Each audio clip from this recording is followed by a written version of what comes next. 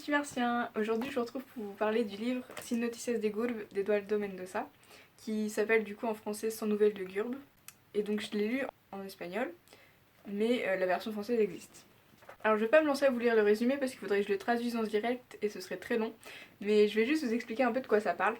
Donc c'est l'histoire de Gurb et d'un autre extraterrestre. En fait c'est l'histoire de deux extraterrestres qui viennent sur Terre dans l'objectif d'observer la vie sur Terre, je crois. Et en fait, Gurb va partir en exploration et l'autre extraterrestre va rester dans la navette. Et le truc, c'est qu'au bout d'un moment, il va plus avoir de nouvelles de Gurb, c'est pour ça que ça s'appelle Sans nouvelles de Gurb. Et il va finir par lui aussi partir en exploration. Il va tenir un peu un journal, donc c'est sous forme de jour à l'intérieur, je vais vous montrer. Donc voilà, donc premier jour, enfin c'est le jour 9 du coup de son arrivée, mais on commence au 9.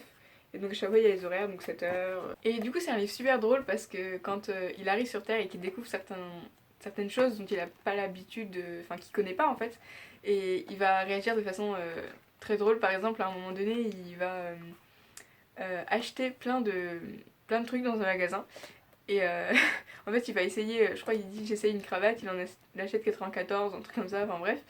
Et à la fin, il décide de désintégrer tout ce qu'il a acheté parce que l'argent ne fait pas le bonheur. Enfin voilà, c'est ce genre de truc. À un moment aussi, il oublie de respirer et du coup, je crois que sa tête se défait de son corps, un truc comme ça, il est obligé d'aller la chercher. Enfin bon, c'est n'importe quoi. Parce que pour lui, c'est pas naturel de respirer. En fait, il doit le faire, il doit penser à le faire. Nous, on le fait naturellement, mais lui, il doit le faire, il doit penser à le faire.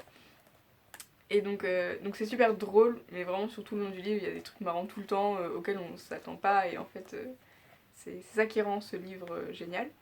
Et d'un autre côté, c'est aussi un livre qui fait énormément réfléchir parce que du coup, il dénonce plein d'aspects de notre société que nous, on a l'habitude de vivre, mais que avec un regard extérieur, ça peut effectivement paraître bizarre et pas normal qu'on fasse ça.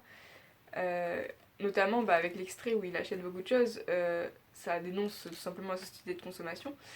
Et voilà, et c'est tout le temps, enfin si on réfléchit un peu et si on s'arrête pas juste au côté drôle de l'histoire, on se rend compte que ça dénonce énormément de choses et c'est pas juste un livre fictif et juste divertissant, c'est vraiment un livre engagé.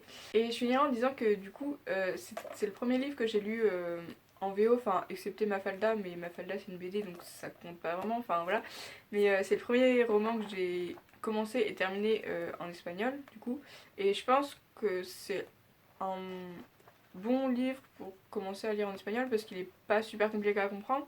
Et comme c'est par jour et c'est vraiment enfin, des petits paragraphes en fait, parfois il y a des gros, enfin, des gros paragraphes quand même, mais en général c'est comme c'est par heure, on peut juste lire, on n'est pas obligé de lire un chapitre en entier, on peut juste lire un petit truc et c'est assez facile à suivre. Du coup c'est pas des gros textes tout le temps, genre c'est des petits trucs comme ça. Et franchement ça va. Après il y a quand même pas mal de vocabulaire mais ça va. Franchement je pense que c'est abordable. Et après sinon j'avais commencé aussi un autre livre en VO que j'ai pas fini mais il faut que je m'y remette parce qu'il était bien, c'est ma choriste espagnole qui me l'a offert. C'est Manolito Gafotas. En fait c'est exactement comme le petit Nicolas en français mais sauf que c'est en espagnol et c'est pas la même histoire du coup mais ça revient même. Et ouais faudrait que je le continue parce qu'il était vraiment bien et bah aussi facile à lire parce que c'est un livre pour enfants donc forcément.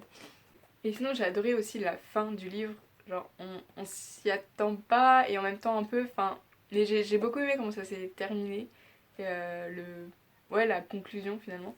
Et, euh, et voilà donc je vous recommande à lire en VO si vous pouvez, si vous voulez, sinon en français je pense que c'est bien aussi, mais, euh, mais c'est encore bien en espagnol. Bref, sur ce je vous dis à la prochaine, salut!